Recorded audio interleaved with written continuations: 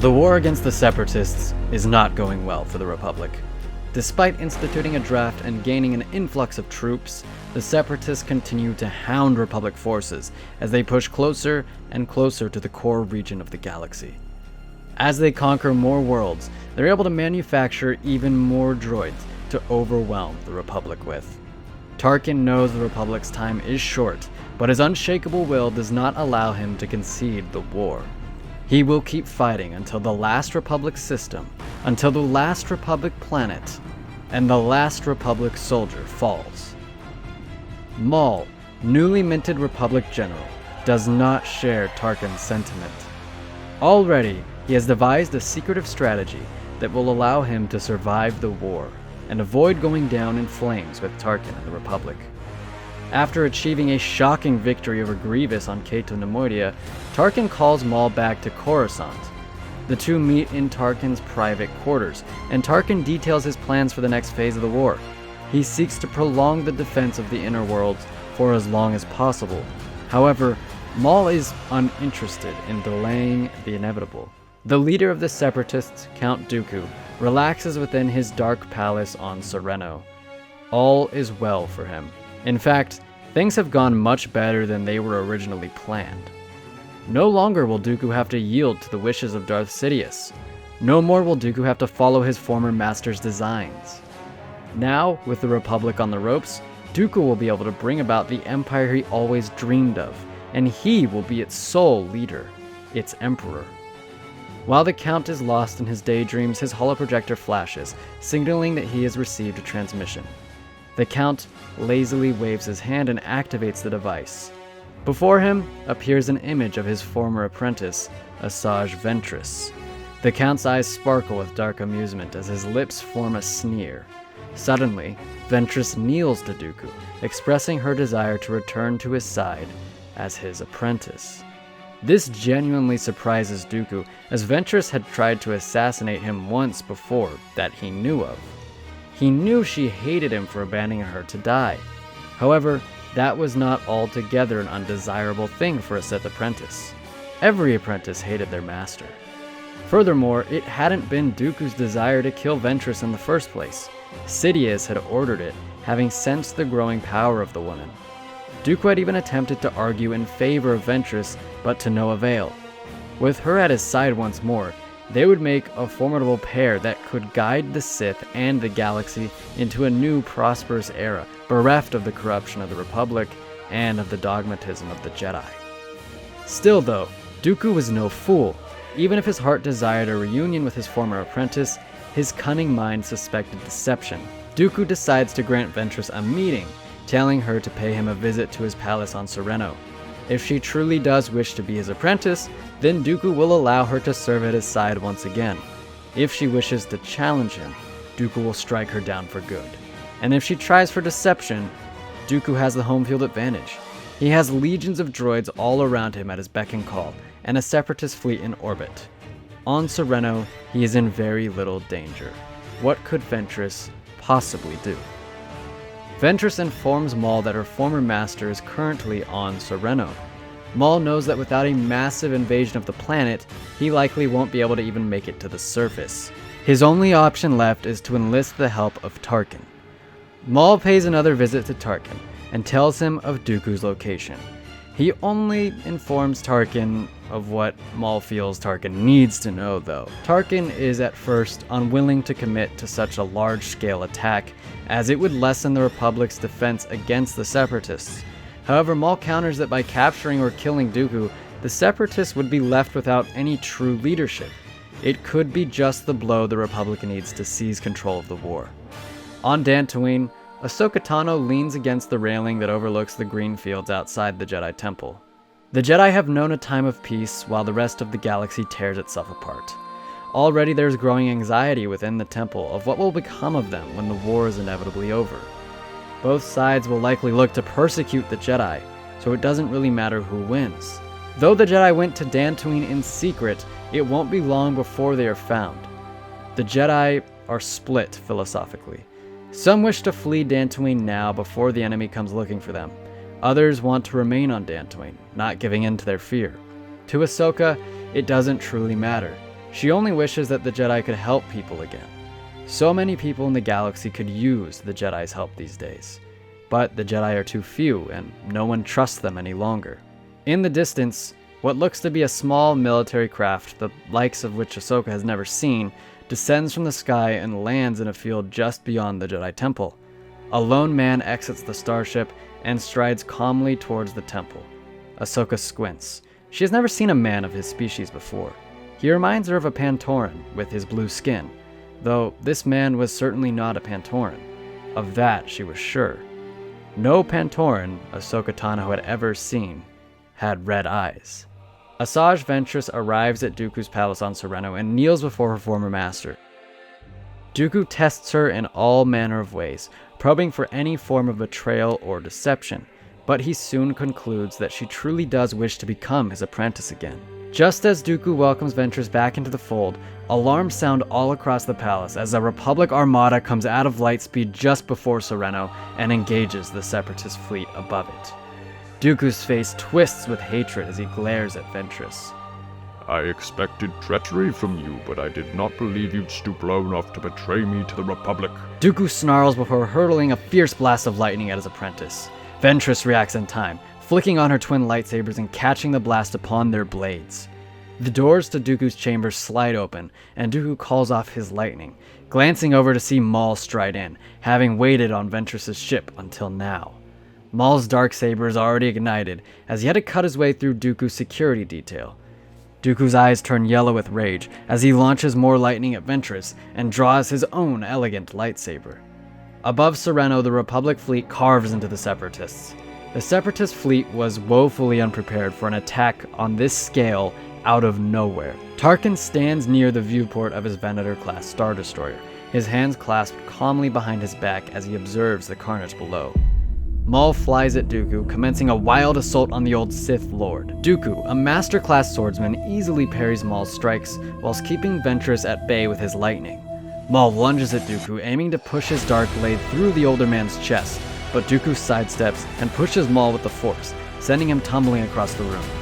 Ventress leaps at Dooku, striking at him with both her lightsabers. The two duel with unbelievable speed, each knowing the other's technique extraordinarily well. Maul gets to his feet, beholding the hurricane of red lightsabers as it spins and clashes together violently. Maul joins the fray, adding his black saber to the frenzied storm. Dooku ducks beneath Ventress's swipes and attempts to remove Maul's cybernetic legs, but Maul just leaps over Dooku's slash. Maul tries to bring his blade down upon Dooku's head in return, but the Count again forces him back with a well-timed push. Maul slides to a halt as Ventress presses the attack once again. Dooku parries and dodges her every move, his brown cape swishing with his movements. Dooku twirls his blade along Ventress's and cuts through one of her lightsabers, leaving her with only one. She pants, knowing that she alone is not enough to overcome the Sith Lord. Maul steps beside her, and the two renew their assault on Dooku. Their duel covers all of Dooku's chambers, slashing down artwork and breaking all types of furniture. Dooku is clearly the best duelist among them, but Maul and Ventress together give him a challenge that he hasn't seen since his duel with Skywalker on Naboo. Every time Dooku tries to eliminate one of his opponents from the duel, the other picks up the slack and repels the attack.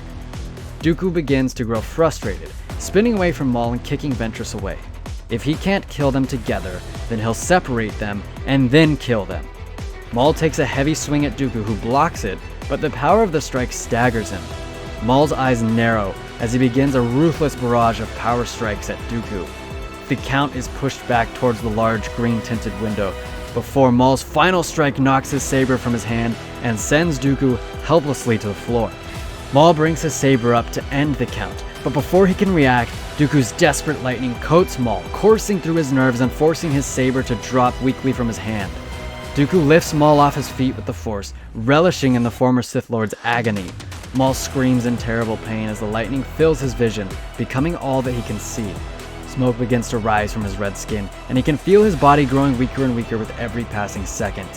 Dooku smirks, reaching out with the Force and pulling his lightsaber back into his free hand. As he does so, from the corner of his eye, he spots a quick flash of movement. His eyes go wide. Having become so wrapped up in punishing Maul for nearly besting him, Dooku had neglected to keep an eye on his former apprentice. Unfortunately for Dooku, That blunder would cost him the war, his empire, his life. Calling upon the Force like she'd never had before, Ventress reared back and thrust a massive surge of unbridled, untethered energy at Dooku. The wave reached him, lifting him up and carrying him through the glass window. Had he been conscious during his fall, he may have been able to break the fall, but the force of Ventress's attack knocked him out cold. His body was broken on the rocks that lie beneath his palace, and his life ended in the shadow of the very palace that represented his once great power. Though weakened from his duel with Dooku, Maul did a quick search of Dooku's quarters before finding what he was looking for. He contacted other separatist leaders and the Trade Federation and declared himself the new leader of the separatists in Dooku's place. Without Count Dooku's power to hide behind, the separatist leaders readily agreed. Maul ordered them to meet him on Dathomir to discuss the next phase of the war. In the meantime, the Republic defeated the Separatists on Sereno and succeeded in eliminating Count Dooku. Ventress, having accomplished what she set out to do, departed and went back to a simple life of bounty hunting. She rejected Maul's offer to become his apprentice, and seeing that she saved his life against Dooku, Maul chose to allow her to leave. Maul himself quietly slipped away, making his way to Dathomir. Once there, he contacted Tarkin. Tarkin had assumed Maul was killed in the Battle of Sereno, but was even more surprised and angered to find that Maul had betrayed him. However, Maul explained himself. He told Tarkin that the Separatists and the Republic were truly fighting for the same thing, though they did not know it. Their leaders desired, or in Dooku's case, had desired, to form an empire. Maul also seeked to do that very thing. So, Maul made Tarkin an offer. Maul would take care of the Separatist leaders and the Trade Federation. He'd also order all the battle droids to be disabled and shut down. In exchange, the Republic would be reorganized into the First Galactic Empire, with Maul acting as Emperor.